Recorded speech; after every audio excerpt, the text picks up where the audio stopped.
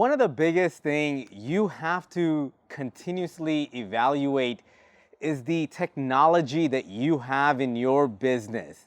And it doesn't matter what kind of business you have, whether it's a product or a service or a combination, whether you have two people or 100 that's involved. Constantly, I urge you to take a look at your technology. And I don't mean by technology just your computers or your printers.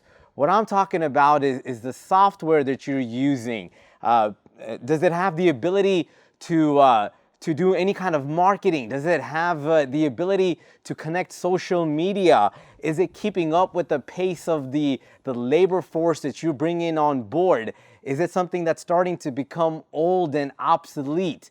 You have to look at your technology and you have to make sure that you're keeping up with the time.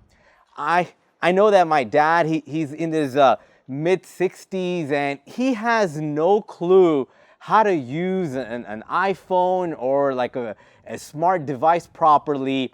And for the longest time, he was using the flip phone.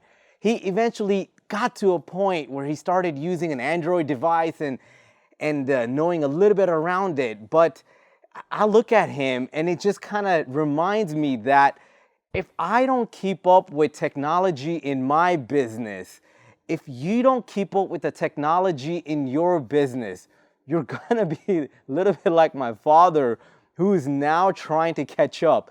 The poor guy now, is learning how to use YouTube, but then other stuff like he has no clue about. And my mom on the other side, she knows exactly how to get around her smartphone. She knows how to use the app. She knows how to use the email. And she's very comfortable because she kept up with it. As time was changing and new phone products were coming out, she made the attempt to learn those things and to keep up with them. Ultimately, what I'm trying to say is don't be like my dad.